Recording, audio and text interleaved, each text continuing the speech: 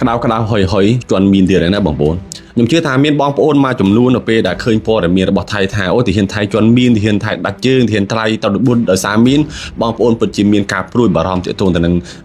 ការប៉ះទង្គិចគ្នាពីព្រោះមុនហេតុការលើកទី1និងហេតុការដែលថៃឈ្លានពានលើកទី2ហ្នឹងគឺវាតែងតែយកលេសបញ្ហាមីនហ្នឹងមកទម្លាក់ឲ្យកម្ពុជាវាចោទថាកម្ពុជានឹងចូលទៅដាក់មីនក្នុងដីវាកម្ពុជានឹងប្រើប្រាស់នៅអាវុធខុសច្បាប់អន្តរជាតិអីចឹងទៅបាទឥឡូវនេះគឺបញ្ហាមីនបានវិលត្រឡប់មកសារជាថ្មីនៅក្នុងតំបន់មួយកន្លែងដែលស្ថិតនៅក្នុងតំបន់អានសេសបាទនៅក្បែរតំបន់អានសេសបាទអានេះគឺគេដាក់ថានៅក្បែរតំបន់អានសេសនេះគឺជាព័ត៌មានមួយបាទដែលកើតឡើងនៅថ្ងៃទី17ខែសីហា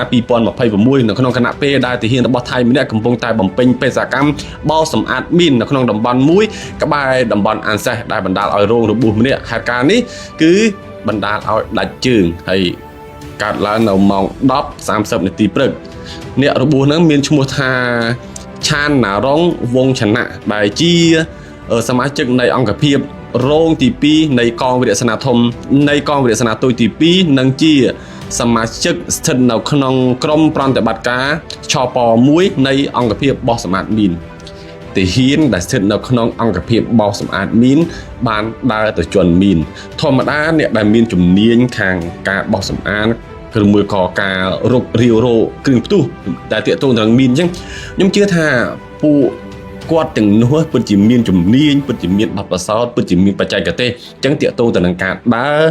តាកតងទៅនឹងការបំពេញនៅបេសកកម្មតាកតងទៅនឹងការល្បាតហើយគេបានបញ្ជាក់ទៀតថានេះគឺជាបេសកកម្មដែលបោសសម្អាតមីននៅក្នុងតំបន់បើសិនបើជាបេសកកម្មដែលបោសសម្អាតមីនយើងគិតមើលអញ្ចឹងគឺមានការប្រុងប្រយ័ត្នខ្ពស់ណាបាទមានការប្រុងប្រយ័ត្នខ្ពស់មែនទែនតែម្ដងវាមិនមែនជារឿងដែលលេងសើចដែរជាសមាជិកនៃអង្គភាពបោះសម្អាតមីនហើយនៅសុកដែរទៅជន់មីនណាវាមិនមែនជារឿងដែលគួរនឹងកើតឡើងរឿងនេះវាហាក់បីដូចជាមានអីនៅពីក្រោយខ្នងចឹងបងប្អូនសាកគិតមើលណាសមាជិកនៃអង្គភាពបោះសម្អាតមីនជន់មីនដាច់ជើងបើសិនបើយើងស្ដាប់ទៅវាហាក់បីដូចជារឿងហ្នឹងវាអាចនឹងកើតឡើងចឹងប៉ុន្តែបើយើងនិយាយអំពីតួនាទីនិយាយពីតំណែងនិយាយពីកាតព្វកិច្ចការងាររបស់គាត់គឺគាត់ជាអ្នកបោសសម្អាតមីនចឹងវាអត់គួរណានឹងត្រូវទៅជួបរឿងចឹងទេនៅក្នុងតំបន់មួយដែលគេត្រូវការបោសសម្អាតអញ្ចឹងគឺគេប្រុងប្រយ័ត្នទាំងការដើរទាំងការឆ្លងកាត់ឬមួយក៏ការបំពេញនៅកិច្ចការងារផ្សេងតូចក្តីធំក្តីនៅក្នុងហ្នឹងគឺគេមានលក្ខខណ្ឌរបស់គេមានបច្ចេកទេសរបស់គេក្នុងការដើរក្នុងការអីតែនេះវា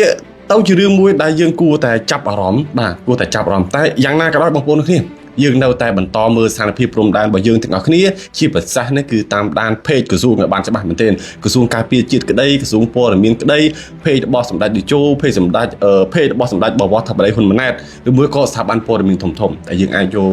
ជាការទុកចិត្តបានผมฝากถึงรัฐบาลนะครับนายกหนูอนุทินเนี่ยเรื่องจีนเทาจีนดำจีนผิดกฎหมายเนี่ยเอาจริงๆอีกสักทีนะแล้วมันน่ะจะเป็นผลงานของท่านก่อนหน้านี้ยุคหนึ่งเนี่ยเคยเอาจริงมาแล้วจนคนจีนเนี่ยแถวๆเนี่ยห้วยขวางรัชดาเนี่ยหายไปเลยนะ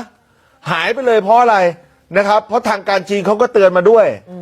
คุณผู้ชมที่ชลบุรีอีกแล้วไหวไหมหมู่บ้านมันซื้อไว้แล้วเนี่ยมันทำอะไรรู้ไหมมันผลิตไอ้พอดเค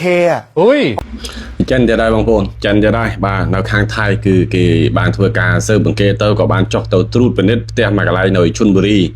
បាទដោយខាងក្រមចិនណាអានេះខ្ញុំបកប្រែសិនគេថាគេចិនហ្នឹងគឺបានទិញផ្ទះនឹងដាច់ហើយផ្ទះហ្នឹងគឺមានដូចជា100ការ៉េជាងហើយមាន2ជាន់ប៉ុន្តែគេពួកចិនហ្នឹងបានយកផ្ទះហ្នឹងយកទៅធ្វើជាកន្លែងផលិតថ្នាំញៀនគឺពពួក K បាទម្សៅ K ហ្នឹងបាទឥឡូវខ្ញុំត្រឡប់មកព័ត៌មានដែលខ្ញុំធ្វើពីប្រហែលថ្ងៃមុនតាក់ទងទៅនឹងប៉ូលីសរបស់ថៃដូចគ្នាសមត្ថកិច្ចរបស់ថៃដែលគេបានចោះទៅបង្ក្រាបរោងចក្រយើងនិយាយថារោងចក្របដ ாய் ទៅដោយសារតែវាមានគ្រឿងចក្រធំផលិតបានរាប់លានរាប់សែនគ្រាប់ហើយក៏មានការស្ងប់ស្ងាត់ទៅវិញទៅបាទឥឡូវនេះយើងមកមានព័ត៌មានថ្មីទៀតហើយយើងដឹងហើយថាមួយរយៈចុងក្រោយនេះថៃហាក់ដូចជាមានប្រតិកម្មខ្លាំងមានការមិនពេញចិត្តខ្លាំងជាមួយនឹងចិនដែលនៅក្នុងថៃហើយគេបាននិយាយថាពួកអាចិនខ្មៅអាចិនប្រផេះក៏ដោយស្អីក៏ដោយបាទឲ្យបោះសម្អាតឲ្យអស់ទៅបងប្អូនគិតថារឿងនេះវាជាល្បិចឬមួយក៏ជាអបាយកលដែរទេបងប្អូនសាកគិតមើលមើល យើងដឹងហើយថាថៃតែងតែធ្វើការចោតតែងតែធ្វើការបំភ្លៃព័ត៌មានទៅមួយក៏ខ្លួនឯងធ្វើឲ្យបើជាមិនទទួលខុសត្រូវជាស្ដែងដោយតាកតូនទៅនឹងរឿងឈ្លានពានអញ្ចឹងឃើញទេរឿងឈ្លានពានវាបានឈ្លានពានមកយើងវាបំផ្លាញយើងសពគ្រប់សពយ៉ាងតែបែរជាវាចោទថាកម្ពុជាយើងហ្នឹងគឺជាអ្នកឈ្លានពានទៅខាងវាទាំងផុសតាំងគ្រប់សពគ្រប់យ៉ាងត្រូវបានបង្ហាញហើយនេះយើងយកអារឿងរ៉ាវអស់ហ្នឹងយើងសាកយកមកប្រៀបធៀបគ្នាជាមួយនឹងករណីដែលគេចាប់បានកន្លែងផលិតគ្រឿងញៀននៅក្នុងនោះគឺមានម៉ាស៊ីនបាទម៉ាស៊ីនក្នុងការផលិតចេញជាម្សៅខេហ្នឹងគឺចំនួន4ហើយអ្វីដែលកាន់តែពិសេសទៀតគឺបរិវេណផ្ទះជុំវិញហ្នឹងគឺមានការដាក់បលាលួស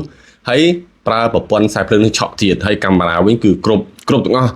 តែឆ្ងល់ថាបើគេចោះទៅចាប់ចោះទៅអីស៊ើបសួរអ្នកដែលជាបុគ្គលដែលទិញផ្ទះហ្នឹងហេតុអីក៏ព័ត៌មានរបស់ថៃអត់មានបង្ហាញអានេះព័ត៌មាននេះគឺគេអត់បានបង្ហាញមុខគេអត់បានបង្ហាញអ្នកដែលពាក់ព័ន្ធជាមួយនឹងករណីនេះទេ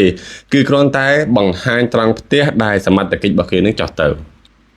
យើងសាកយកត្រង់ចំណុចនឹងមកគិតមកប្រៀបធៀបគ្នាជាមួយនឹងករណីដែលថៃបានផលិតគ្រឿងញៀនរាប់លានគ្រាប់បាទរាប់សិបតោនដែលដឹកចេញទៅក្រៅប្រទេសក្តីឬមួយក៏នាំចូលមកក្នុងប្រទេសថៃក្តីបងប្អូនសាកយកករណីពីរនឹងឲ្យមកប្រៀបធៀបគ្នាជាមួយនឹងអត្តចរិតរបស់ថៃដែលរ៉ូស៊ីខាងគ្រឿងញៀនមកយើងសាកគិតមើលនោះអាហ្នឹងគឺជាល្បិចរបស់វាដែរទេដែលជាលក្ខណៈថាខ្មែរយើងគេហៅថាម៉េចស៊ីបាយលាបមាត់ពពែបាទអានេះគឺជាល្បិចរបស់វាដើម្បីធ្វើការលាក់បាំងនៅសាច់រឿងអ្នកដែលនៅពីក្រោយខ្នងក្នុងការផលិតនឹងដែរទេបងប្អូនទាំងគ្នាយល់យ៉ាងណាដែរចំពោះករណីមួយនេះបើសម្រាប់ខ្ញុំថារឿងនេះវាអាចពាក់ព័ន្ធក៏ដូចជាមានអ្នកធំនៅខាងថៃនៅពីក្រោយខ្នងវាមិនមែនសុកអាចទោះបីថាចិនធ្វើមិនក៏វាមានករណីអ្នកនៅពីក្រោយខ្នងនឹងមកចូលរួមដែរងើបលេងរួចហើយបាទសេដ្ឋកិច្ចដាំក្បាលចោះមែនទេណាដាំក្បាលចោះមែនទេយើងឃើញហើយថាព័ត៌មានមួយរយៈពេលចុងក្រោយនេះប្រជាជនរបស់ថៃមានការបាតកម្មមានការស្រែកហើយរោងចក្រត្រូវបានបិទសហគ្រាសត្រូវបានបិទក្រុមហ៊ុនត្រូវបានបិទសាលាឯកជនត្រូវបានបិទរហូតដល់ផលិតផលខ្លះត្រូវជាប់គាំងហួសដលេខូចទៀតហើយនេះគឺជាដំណោះស្រាយរបស់អនុทินគឺគេនឹងធ្វើការនាំយកនៅក្រុមហ៊ុនធំៗរបស់ថៃចំនួន14ទៅពង្រីកទីផ្សារនៅអូស្ត្រាលីហើយនិងណូវេសេឡង់តែបងប្អូននឹងមិនអត់នៅក្នុងរយៈពេល14ឆ្នាំជាមួយនឹងអូស្ត្រាលីគឺថៃអត់ដែលទៅបំពេញទស្សនកិច្ចនៅខាងអូស្ត្រាលីទេលើកដំបូងហើយបាទនៅក្នុងដំណើរនៃទស្សនកិច្ចនេះគឺលើកដំបូងហើយបាទ14ឆ្នាំហើយគឺថៃអត់ដែលទៅធ្វើការបំពេញទស្សនកិច្ចឬមួយក៏មានការជួបអីផ្សេងជាមួយនឹងខាងថ្នាក់ដឹកនាំរបស់អូស្ត្រាលីទេអត់ទេអានេះដោយសារអីសេដ្ឋកិច្ចដាំក្បាលចុះហើយនាយករដ្ឋមន្ត្រីរបស់ថៃលោកអនុทินឆានវីរៈកុលដឹកនាំគណៈប្រតិភូទៅបំពេញទស្សនកិច្ចជាផ្លូវការនៅក្នុងប្រទេសអូស្ត្រាលីចាប់ពីថ្ងៃទី17ដល់ថ្ងៃទី20ខែសីហានិងបន្តដំណើរទៅប្រទេសណូវេសេឡង់ចាប់ពីថ្ងៃទី20រហូតដល់ថ្ងៃទី22ខែសីហា2021ដើម្បីពង្រឹងទំនាក់ទំនងនិងពង្រីកពាណិជ្ជកម្មវិនិយោគសម្រាប់ប្រទេសអូស្ត្រាលីជាដំណើរទស្សនកិច្ចលើកដំបូងរបស់នាយករដ្ឋមន្ត្រីថៃក្នុងរយៈពេល14ឆ្នាំឃើញទេ14ឆ្នាំហើយវាអត់ដែលទៅទេតើតាប្រទេសវាដាំក្បាលចុះចឹងបានវាសេវីសវ៉ាទៅរកគេថៃមានបំណងពង្រឹងទំនាក់ទំនងជាមួយអូស្ត្រាលីក្នុងភាពជាដៃគូយុទ្ធសាស្ត្រនិងត្រៀមអបអរសាទរខួប75ឆ្នាំនៃទំនាក់ទំនងការទូត75ឆ្នាំហើយប៉ុន្តែក្នុងអំឡុងពេល14ឆ្នាំចុងក្រោយនេះវាមិនដែលទៅរកគេទេវាខ្លាំងហ៎ដល់ពេលឥឡូវមានអីខ្មាស់ហើយចំពោះការជួបជាមួយនឹងនាយករដ្ឋមន្ត្រីរបស់អូស្ត្រាលីផងដែរគឺថៃគេចូលលើគោលការណ៍នយោបាយសន្តិសុខការពារជាតិបង្ក្រាបឧក្រិដ្ឋកម្មឆ្លងដែនមានអីនាំថាមានទៅអូស្ត្រាលីនោះហើយប្រហែលខែមុនដាក់ទៅអូស្ត្រាលីគេចាប់បានហើយនឹងពាណិជ្ជកម្មវិនិយោគនិងធម្មពល Digital ហើយម្យ៉ាងទៀតគឺគេនឹងទៅជួបជាមួយនឹងក្រុមហ៊ុននិងស្ថាប័នបច្ចេកទេសដូចជា Canva និងCSIRO នឹងទៅជួបជាមួយនឹងសហគ្រាសរបស់ថៃនៅទីក្រុង Sydney អាហ្នឹងគឺនៅខាងអូស្ត្រាលីបាទតែចំពោះប្រទេសណូវេសេឡង់វិញគឺជាទស្សនកិច្ចលើកដំបូងរយៈពេល13ឆ្នាំទេខ្ញុំស្ដាប់ព័ត៌មានខ្ញុំជីក្បាច់ម៉ែទំនាក់ទំនងការទូតជាមួយណូវេសេឡង់70ឆ្នាំប៉ុន្តែ13ឆ្នាំចុងក្រោយវាអត់ដែលមានទំនាក់ទំនងជាមួយក៏ទស្សនកិច្ចអីទេចុយមកនេះប្រកាសទំនាក់ទំនងមើលនេះ ก็ต้องแต่หันนี่เมนวีโรแต่เกแต่เปลวีตรากาพอลไปย่อยเมนสันดานเอานึงจะดังง่ายไอ้เรายังสร้างเกินมือนะยังมีตำเนียตำโนเยอะไอ้เรายังโอ้แต่หอแต่จ้าถ่ายยังจะมัดเพียกเนี่ยยังมัดเพียกเนี่ยยังมีตำเนียตำโนจะมือเนี่ยมาไพ่ชนะมาอยู่โอ้แต่หอจ้าสลับแต่มายังมีตำเนียตำโนจะมือเนี่ยมาไพ่ชนะมาสลับแต่บัดแต่นังดับชนะตรึงสลับแต่เราสกบิดมัดเพียยืงมาจูบยืงไอ้มาโรใจเลยมาโรไอ้ยังสู้ไหมยังมีอารมณ์ยังไปได้เรื่องนี้โดยขี้ไอ้ขึ้นมือแล้วตำเนียตำโนข้างตู้จะบุยนอเวสหลงจัดสับชนะไอ้เจ็ดสัปดาห์มีต้มได้เคยตัวเนี่ยตัวน้องการตูจมูกกีตัวเนี่ยตัวน้องดำนาทัวสนาเกจมูกกีออสเตรเลียดับบุญชนามดับเปลนอร์เวย์สลังดับใบชนามก็ได้บ้านตัวเนี่ยตัวน้องที่ซะมาโอเคยังมันต่อจูนมาบนเราติ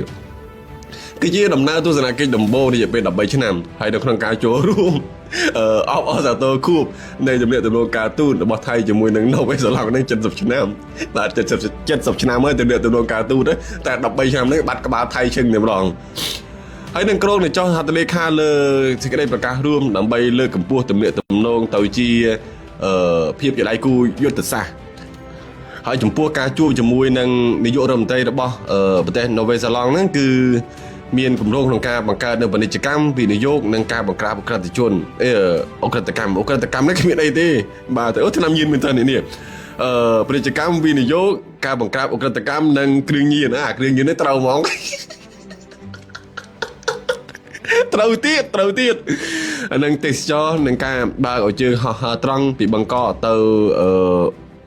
ออกลังหลังวิ่งบ่าบางคนนี่คือจีเรื่องได้ข้างไทยเกตเราช่วยมวยหนึ่งโนเวสลังช่วยมวยหนึ่งประเทศออสเตรเลียมันได้เอาไว้เด็กยมจับอารมณ์เราต้องยมโดยนี่คือยมจับอารมณ์แต่ปียมโดย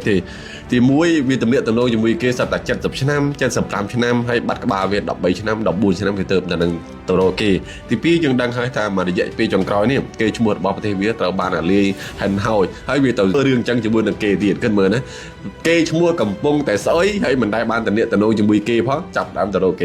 ยังจำเบอร์ทางตาตำนาเรื่องมือนี่หนึ่งตัวอยู่อย่างน่ะเอาคนบางคนเอาเทียบอ่ะ